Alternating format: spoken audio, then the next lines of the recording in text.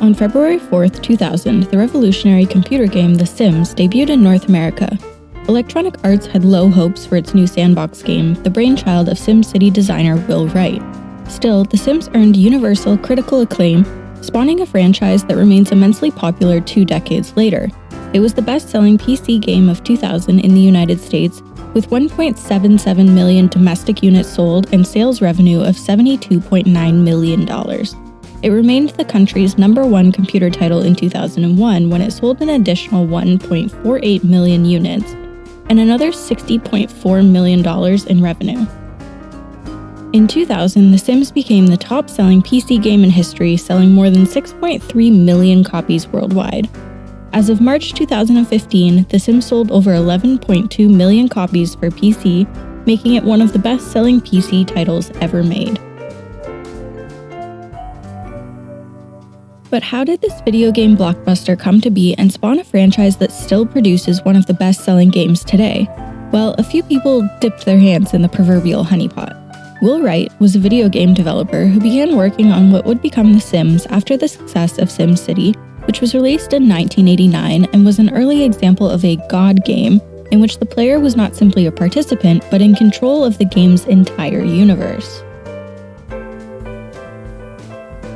After losing his house in the deadly Oakland fire of 1991, Will Wright's experience of finding a new home and filling it with new possessions inspired the development of The Sims and the urban design book A Pattern Language by Christopher Alexander.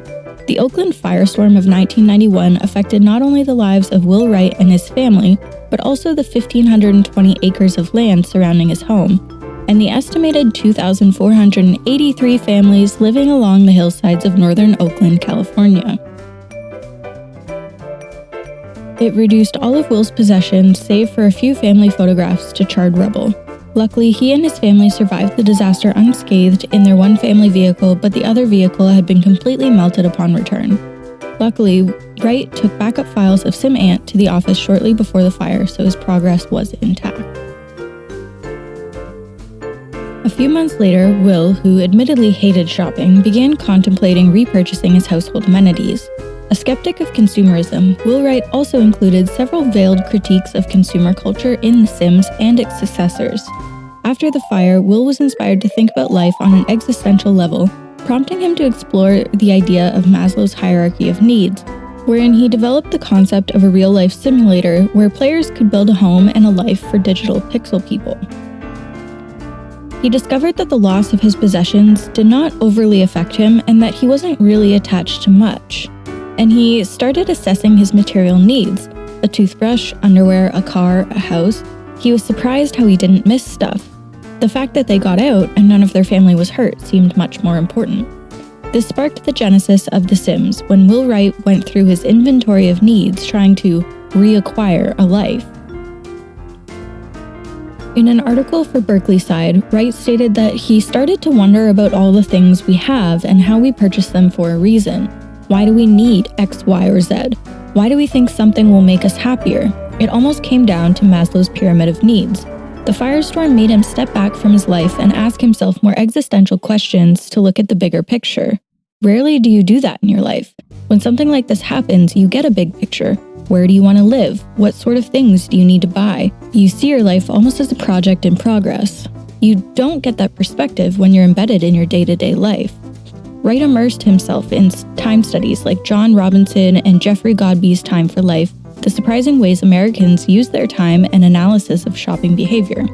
The insights he gleaned and his passion for architecture are likely where the Plumb Bob idea originated, and the blueprint for the original Sims game.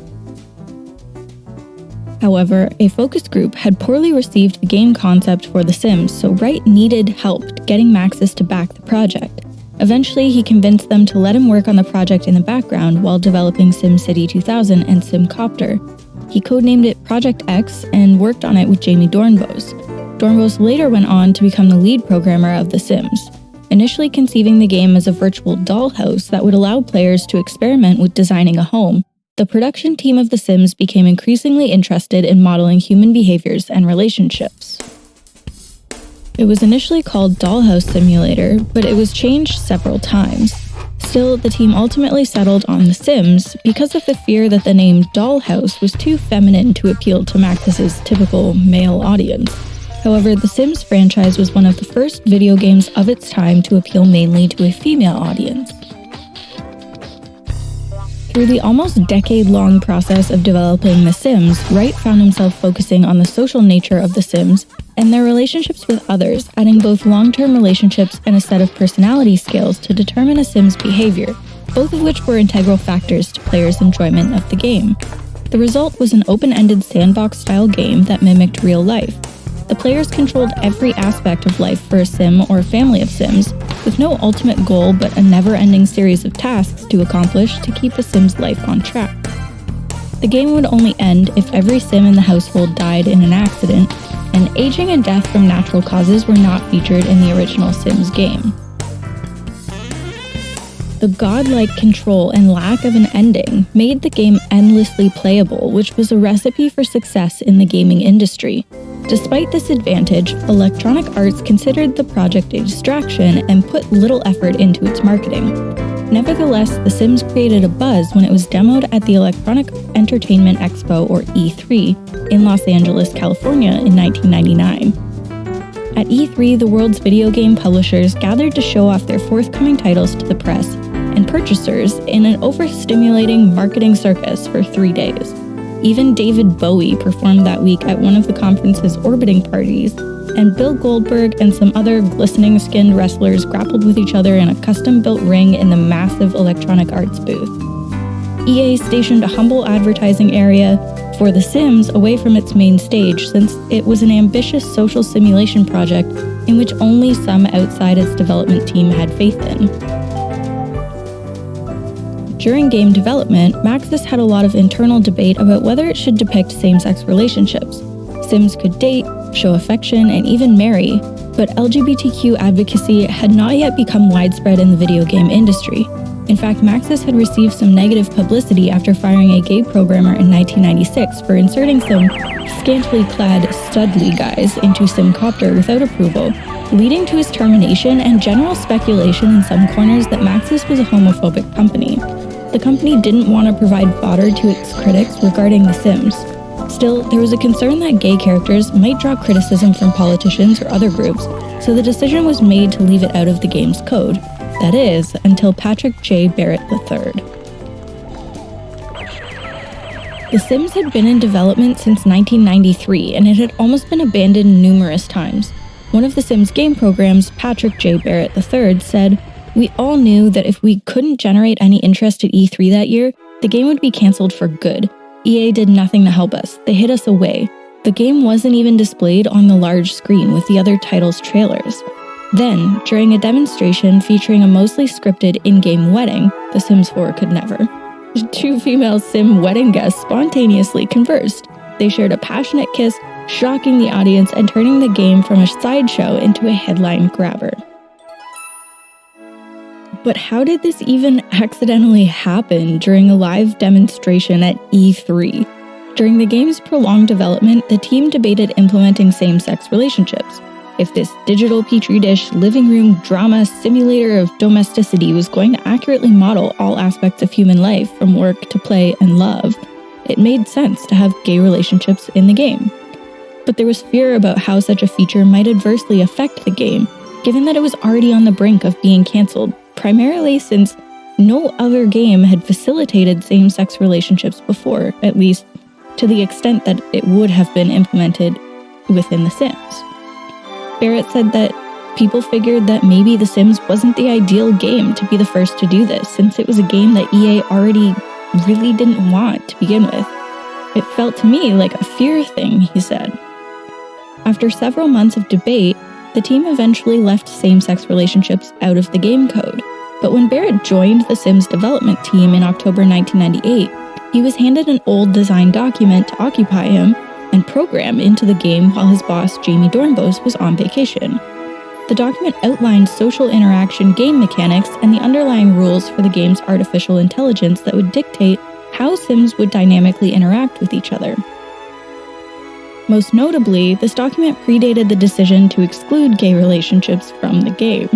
Its pages described a social interactions web in which every romantic relationship existed. That week, Barrett wrote the basic code for social interactions, including same-sex relationships. Barrett, who's gay himself, mentioned that in hindsight he probably should have questioned the design, but it just felt right, so he implemented it. Notes in programmer Don Hopkins' design documents for The Sims from August 1998 explain that the original version of the romance system only allowed for interactions between straight Sims, something he took a significant issue with. If a player initiated a romantic interaction with a same-sex Sim, that Sim would slap the active Sim, the Sim the player was controlling. Hopkins wrote, "The whole relationship design and implementation, I've looked at the tree code, is heterosexist and monosexist. We are going to be expected to do better than that after the Simcopter fiasco and the lip service that Maxis publicly gave in response to not being anti-gay. The code tests to see if the sex of the people trying to romantically interact is the same, and if so, the result is a somewhat violent negative interaction, clearly homophobic. We are definitely going to get flack for that. It would be much more realistic to model it by two numbers from 0 to 100 for each person, which was the likelihood of that person being interested in a romantic interaction with each sex. So you can simply model monosexual heterosexual, which is all we have now, monosexual homosexual like the guys in Simcopter, bisexual, non-sexual, and all the shades in between, most of the rest of the world's population. It would make for a much more interesting and realistic game, partially influenced by random factors, and anyone offended by that needs to grow up and get a life, and hopefully our game will help them in that quest. Anyone who is afraid that it might offend the sensibilities of other people, but of course not themselves, is clearly homophobic by proxy and doesn't realize it since they're projecting their homophobia onto other people." Although the design of The Sims romance system was undecided when Barrett was hired in October 1998, after completing his programming of social interactions with Sims, his version didn't use two separate values like Hopkins had proposed, but instead let Sims interact regardless of gender, as long as their relationship score was high enough. Later, Wright stopped by his desk to tell him that he liked the social interactions and he was glad to see that same-sex support was back in the game. Nobody on the team questioned Barrett's work, and they mostly just ignored it. After a while, everyone was just used to the design being there, but EA was expected to kill the idea anyway. And before EA had a chance to kill the game design, Barrett was asked to create a demo for E3, which consisted of 3 scenes from the game that were meant to be on-the-rails scenes. It was not an actual live simulation, but one that was pre-planned and would unfold the same way each time it was played to highlight the game's best qualities. Barrett explained that he had run out of time before E3, so many Sims that were attending the wedding event in the game, he didn't have time to put them all on the rails. The female Sim wedding guests that kissed passionately during the demonstration happened on the first day of E3 during the live simulation in front of a live audience of assorted press. Following this, The Sims was the talk of the town at E3, although it's likely at this time it was primarily male game developers attending the conference, and as Barrett stated, "I guess straight guys that make sports games loved the idea of controlling 2 lesbians." After the successful demonstration at E3, the game's future seemed secured, but Barrett and his team still had to figure out how to determine Sims' sexual orientation. If players made a household with 2 same-sex Sims, they would always be gay because they were exposed to each other the most, which is when Barrett developed a system that determined a Sim's sexuality through user-directed actions. Specific social interactions were tagged as romantic, and the game kept track of whether they were performed by same-sex or opposite-sex Sim characters. The formula was more complicated, but their preference was set over time as a Sim developed a relationship. The game code even allowed for bisexual Sims, depending on the player's social interaction selections. The system worked so well that same-sex support was invisible and seamless. However, EA seemed far more concerned that The Sims would fail and hurt the SimCity franchise than it was about users creating gay Sims within the game. At the time, being gay wasn't widely accepted, and some even saw being part of the LGBTQ+ movement as unsafe. But in The Sims, it was normal and safe to be gay. It was the first time people could play a game and be free to see themselves represented within it. This was the basis the game was founded on, and core values that remained relatively unchanged throughout the years. Its diversity and inclusion content remain some of the franchise's most redeeming qualities, and they continue to evolve. On April 21st, 2019, Don Hopkins posted an article summarizing Will Wright's talk to Terry Winograd Users Interface class at Stanford. The notes were written in 1996 by Don Hopkins before he and Will Wright had worked together on The Sims at Maxis. He added a few commentary notes about the success of The Sims. Since I originally wrote this in 1996, Maxis released Dollhouse as The Sims in 2000, and it quickly became much more popular than anyone expected. But in the context in which this was written in 1996, Dollhouse was so drastically different than the first-person shooters that dominated the market that it wasn't obvious it would ever be successful. It questioned and reformulated many of the widely held assumptions about virtual reality games.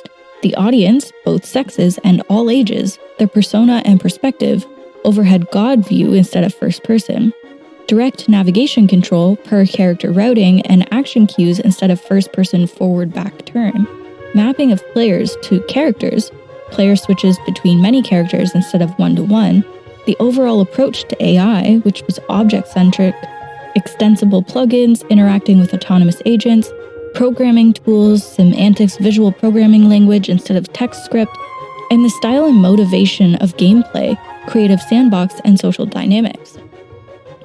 After we finally decided to name it The Sims, but a year and a half before we finally released it in March 2000, we produced a private internal EA demo version for the Sims Steering Committee on June 4th, 1998.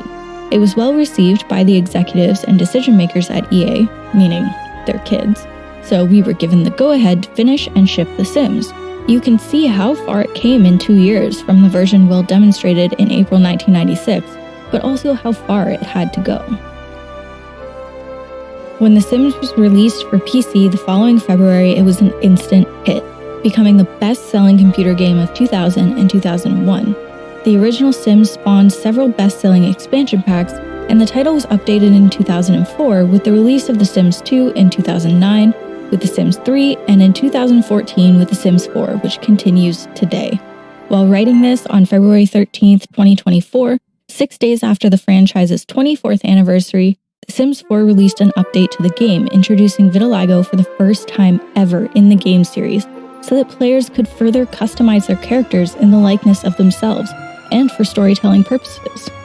This is a historical landmark in The Sims franchise's history, as the developers continue to stay true to the game's original roots of being ahead of the rest of the video game industry regarding diversity and inclusivity. The game's widespread popularity during its initial release period in the early 2000s made it a cultural touchstone for millennials, and more than 2 decades after its release, The Sims remains one of the best-selling computer games of all time. As for Will Wright, his creative gamble paid off. The Sims was a runaway success and spawned its own franchise. He attributes the game's success to encouraging player creativity by allowing users to explore without falling victim to interaction loops or the inevitability of failure or success without any middle ground. In The Sims, Will Wright has a street named after him. He appears as the giant from Jack and the Beanstalk in The Sims Making Magic expansion pack gameplay, and his head is substituted for the moles in Whack-A-Mole. To this day, Will is known for inventing a genre of computer games that involve neither winning nor shooting, emphasizing learning more than losing, and invention more than sport. He encouraged players to take risks, make predictions, and sometimes fail miserably while building a household, somehow preserving the addictive fun of ordinary video games. His genius stemmed from presenting vital abstract principles like evolution, differences of scale, and environmental dynamics through highly personalized, humorous, and playful video games where users invested themselves passionately in the characters they created and then introduced these characters to the fundamentals of life and nature. Wright made irresistible forms of entertainment and ingenious original pedagogy. Ultimately, The Sims worked because it was a matter of people seeing mirror images of themselves, Watching a pseudo-human ant farm unfold on a computer screen was captivating, with behaviors prescribed by how well or poorly players cared for their characters' needs. There was a pleasure to be had in the virtual pursuit of their happiness. Unlike many popular first-person shooters at the time, The Sims had regular-seeming characters acting goofy and spouting babble. It had charm. The E3 kiss foreshadowed decades of The Sims world being as inclusive as possible for its time. Instead of backtracking, the developers ended up just doubling down with the return of same-sex romance in The Sims 2, and your Sims could have a joined union. The series finally introduced gay marriage with its third installment in 2009, at a time when only a few states in the United States permitted same-sex marriage. After the launch of The Sims, even after Maxis thought EA was going to completely kibosh the inclusive game code, it just never happened. You could have romantic relationships between two gay Sims, but they could never marry. If they lived together, they would just be defined as roommates, which, is how most closeted gays of the time would describe their partner to their parents anyway. But in the late 90s and early 2000s, gay marriage was still illegal in most countries, so it wasn't too divergent from social reality at the time, and Sims in monogamous gay relationships could still adopt children in the game.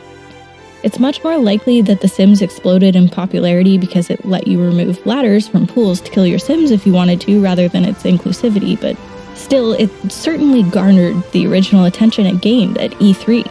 The Sims also technically had and still has unlimited replay value in that the game is unwinnable, so the player can just play it indefinitely. As a further tribute to The Sims' inspiration from the LGBTQ+ community, in the credits of The Sims released in February of 2000, the game is dedicated to transgender video game pioneer Danielle Bunton-Berry, who lived from February 19, 1949 to July 1998. She was an American video game programmer and designer known for the 1983 game Mule. Mule was one of the first influential multiplayer video games, and she was also known for the 1984 game The Seven Cities of Gold. Before her passing, she was awarded the Lifetime Achievement Award by the Computer Game Developers Association in 1998. After her death, she was chosen as the 10th inductee into the Academy of Interactive Arts and Sciences Hall of Fame. In 2009, IGN named her one of the top 100 game creators. Maxis and Electronic Arts have woven themselves into the historical tapestry of LGBTQ+ inclusive games, with The Sims being a very early example. Cynics might say they're now only appealing to that market for the money. Still, given how and when it started, mostly by accident, and continues today, it appears to be more of an homage to the game's original breakout hit and staying true to the facet of the series' design rather than just checking a series of boxes. If you enjoyed today's video, please subscribe to get notified about future uploads. Hit the like button and leave a comment down below with your favorite Sims memory. Thank you so much for watching and hope to see you in the next one.